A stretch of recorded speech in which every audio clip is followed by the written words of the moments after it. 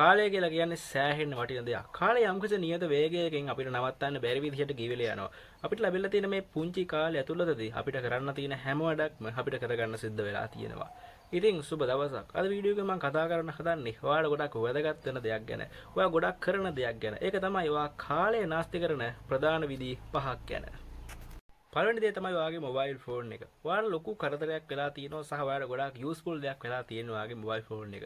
සමහරට ඔයාගේ mobile phone එක ගන්න මොකක් හරි උමනා වැඩක් කරන්න. හැබැයි හිතා ගන්න බැරි විදිහට ඔයා සෝෂල් මීඩියාස් වල රීල්ස් බල පැය ගාණක් නාස්ති කරනවා.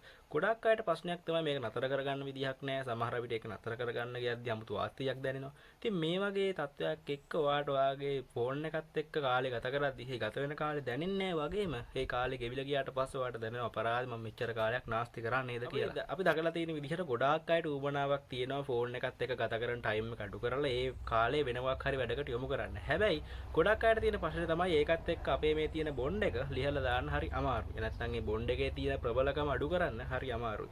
ඉතින් අපි මොකක් හරි උමනා වැඩකට ගත්තා. ඒත් ඉතින් අවසානයේදී පැය ගාණක් නාස්ති වෙලා තමයි මේ වැඩේ සිද්ධ වෙන්නේ. ඉතින් ඔයාට මේ වැඩේ ටිකක් ඔයාට ඔයාගේ ෆෝන් එක යූස් කරන එක පොඩ්ඩක් අඩු කරගන්න ඔයාට පොඩි දේවල් කීපයක් අනුගමනය කරන්න පුළුවන්. සාමාන්‍යයෙන් ඔයාට පුළුවන් ඔයා යූස් කරන ඇප්ස් ටික විශේෂයෙන් සෝෂල් මීඩියා ටික අඩු කරලා දාන්න. ඊට අමතරව ඔයාට ගොඩාක් ලොකු උමනාවක් නැත්නම් ඔය අසීමාන්තිකව ගේම් ප්ලේ කරන එක අඩු කරන්න පුළුවන්. ඊට පස්සේ ෆෝන් එක ඇතුලේ මේකේ ඔප්ෂන් තියෙනවා සාමාන්‍යයෙන් ඔයා හොඳට දන්න ෆොරස්ට් කියන ඇප් එක වගේ. ඉතින් ඒ වගේ ඔප්ෂන් එකක් පාවිච්චි කරන්න පුළුවන්. එතකොට අපි ෆෝන් එකත් එක්ක කාලේ නාස්ති කරන ඒ පරාසය අඩු කරගන්න පුළුවන්. ඊට අමතරව සමහර අය එක ටයිමර්ස් පාවිච්චි කරනවා මේ වගේ වැඩ කරලා ෆෝන් එකත් එක්ක ඔයා ගත කරන කාලය අඩු කරගත්තොත් ඒක ලොකු ජයග්‍රහණයක් වෙනවා ඔයාගේ ඉතුරු වැඩ ටික කරගන්න යනකොට. ඉතින් ඊළඟ දේ ගොඩක් වැදගත් දෙයක් අර මම කතා කරපු කලින් කාරණාව වගේම ඒක තමයි ඔයාගේ කම්මැලිකම. කම්මැලිකම හින්දා සෑහෙන ලොකු කාලයක් නාස්ති කරලා දානවා. ඒක සාමාන්‍යයෙන් දවසකට පැය 2-3ක් විතර ඊට වඩා වැඩි කාලයක් වෙන්නත් පුළුවන්. කම්මැලිකම ආවට පස්සේ ඔයාට කිසිම වැඩක් කරන්න බෑ. ඒ වෙලාවට ඔයා කරන් නිදා ගන්නවා නැත්තම් කොහේ වාඩිලා මොන හරි කල්පනා කර කර ඉන්නවා. ඉතින් මේ කම්මැලි ටයිම් පීරියඩ් එකේදී ඔයාලට කිසිම වැඩක් කරන්න බැරි නම් ඔයා මුලින්ම කරන්න ඕනේ මේ කම්මැලි ටයිම් පීරියඩ් එකේ තියෙන කම්මැලිකම නැති කරගන්න මොකක් හරි ඔප්ෂන් එකක් යූස් කරන එක. මොනවද අපිට කරන්න පුළුවන්? ඔයා දවසක මේකෙන් එකම වෙලාවක නම් ඔයාට පුළුවන් මොකක් හරි ඔයා කැමති වැඩක් ඒ වෙලාවට යොදා ගන්න. සමහර විට ඔයාට පුළුවන් ඔයා ගොඩක් කැමති ඔයාගේ බයික් එකක් තියෙනවා නම් ඕ ෆුට් සයිකලයක් වුණත් ප්‍රශ්නයක් නෑ.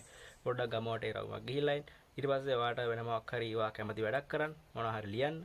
ඒ වගේ දෙයක් කරලා ඔයාට මේ කම්මැලි ටයිම් පීරියඩ් එකේ තියෙන කම්මැලිකම අඩු කරගන්න පුළුවන්. ඊට කම්මැලිකම අඩු කරගත්තට පස්සේ ඔයාට පුළුවන් ඔයාට ගොඩක් වැදගත් වෙන ඔයා කරන්න ඔයා කළ යුතු වැඩ ටික මේ කම්මැලි ටයිම් පීරියඩ් එක ඇතුළේ කරගන්න. ඊළඟ දේ තමයි අසීමාන්තිකව ඔයා කල්පනා කරන එක. මේක ගොඩාක් අයට තියෙන ප්‍රශ්නයක් වෙන්න පුළුවන්. ඒක මෙහෙමයි. ඔයා මොකක් හරි පොඩි බ්‍රේක් එකක් ගත්ත වෙලාවකට ඔයා කිසිම වැඩක් කරන්නේ නැහැ. ඔයා පොතන හරි ඉන්න කුටුවක වාඩිලා ඉන්නවා කියලා. මෙහෙම ඉන්නකොට ඔයාට ගොඩාක් දේවල් කල්පනා වෙනවා. ඔයාගේ අනාගතය ගැන, ඔයා ඉස්සරහට කරන්න ඉන්න වැඩ ගැන, සහ ඔයාගේ අතීතය ඔයා කරපු දේවල් ගැන. ඒවා එක හිත ඔයාගේ ඇතුළේ තනි ලෝකයක් ඇතුළේ ඔයා ජීවත් වෙනවා. යම්කිසි කාලයක් ඇතුළතදී. ඉතින් මේ ලෝක වලින් ඔයා එළියට එද්දී ඔයාට තේරුම් ගන්නත් බැරි විදිහට ලොකු කාලයක් ගත වෙලා තියෙනවා.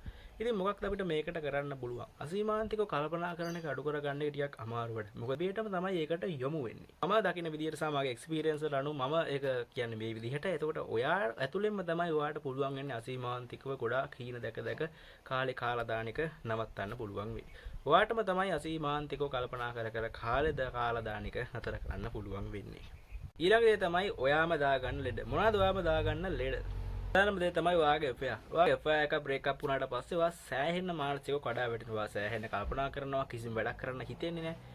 ඉතින් හොඳම දේ තමයි අපේ මොකක් හරි ගැටලුවකට මුහුණ දෙද්දී අර මූලිකම දේ කරන එක. ඉතින් ඔයාට affair එකක් හදාගන්න නැතුව ඔයාව පාලනය කරගෙන ඉන්න පුළුවන් නම් ඒක තමයි ඔයාගේ විශේෂයෙන් ඉගෙන ගන්න පීරියඩ් එකේ ඔයාට කරන්න පුළුවන් හොඳම දේ. එහෙම කරොත් ඔයාගේ ටයිම් එක සෑහෙන තරමින් ආරක්ෂා වෙනවා. ඒක තමයි ඔයාට affair එකක් නැති වෙන තරමට ඔයාගේ ෆෝන් එකත් එක්ක විශේෂයෙන් WhatsApp එකේ එහෙම නැත්නම් මොකක් හරි instant messaging app වල ඔයා ඉන්න ටයිම් එක සෑහෙන තරමින් අඩු වෙනවා. මොකද ඔයාට මැසේජ් කරන්න කෙනෙක් නැති නිසා.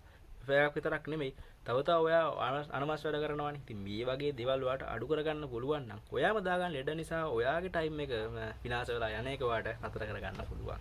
ඊළඟ දේ තමයි ඇඩික්ෂන්. ඔය දෙයකට ගොඩාක් ආස වෙනවා කියන්නේ අසීමාන්තිකව ඒකත් එක්කම ඉන්න ඕනේ වෙනවා කියන්නේ අපි ඒකට ඇඩික්ට් වෙනවා.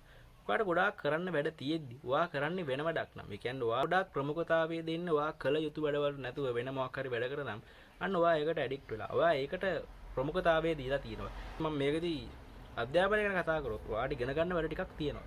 හැබැයි මේ වැඩේ කරන්න නැතුව ඔයා මොකක් හරි නවල් එකක් කියවන්න යනවා නම් ඊට පස්සේ ඔයා මොකක් හරි වීඩියෝ එකක් එඩිට් කරන්න යනවා නම් ඒවා ඒ දෙයට යොමු වෙන්න ඒවා ඒ දෙයට ගොඩක් ඇඩික්ට් වෙලා තියෙන හින්දා ඒක ඇඩික්ෂන් එකක් නොවෙන්න පුළුවන් හැබැයි ඔයා ගොඩාක් ඒක වැඩේට ප්‍රමුඛතාවය දීලා තියෙනවා ඉතින් ඒ වගේ තත්ත්වයක් ඇතුළතදී ඔයාට කරගන්න අවශ්‍යව කළ යුතුම වැඩ ටික ඔයාට කරගන්න කාලයක් නැති වෙනවා ඉතින් ඒක නිසා ඒක ඔයාට තේරෙනවා අපරාධ මම මේ වෙලාවේ මේ පොත කියවන්නේ නැතුව මේ වැඩේ කරා නම් මට මේක කරගන්න තිබ්බ නේද කියලා ඉතින් එතනදීම ඔයාට හිතෙනවා අපරාධම කාල නාස්ති කරා මම කැමති දෙයක් කරන්න ගිහිල්ලා මම කළ යුතු වැඩේ තියලා මම කැමතිම දෙයක් කරන්න ගිහිල්ලා අපරාධම මගේ කාලේ නාස්ති කරගත්තා නේද කියලා.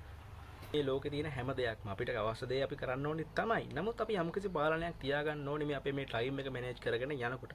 ඔයා කළ යුතුම වැඩ ටික අනිවාර්යයෙන්ම මුලින්ම ඉවර කරන්න. ඊට පස්සේ මේ වාස කරන වැඩ ටික කරගන්න ඔයාට අනිවාර්යයෙන්ම ලොකු කාලයක් ඉතුරු වෙනවා. ඉතින් මම මේ විදිහට වීඩියෝ එකෙන් අවස්ථා පහක් ගැන කතා කරා. මේ පහට අමතරව තව ගොඩාක් ප්‍රශ්න තියෙන අය අනිවාර්යෙන් ඉන්නවා. ඉතින් මේ ප්‍රශ්න වලට උත්තර අපි ඉස්සරහ වීඩියෝ වලින් කතා කරමු. මේ කාරණා පහ මම දකින විදිහට ප්‍රධානම කාරණා පහක් වේවි. ඉතින් මම අද වීඩියෝ එක ඉවර කරනවා. අපි ආයෙත් ඉක්මනට බලුත් වීඩියෝ එකකින් හම්බෙමු.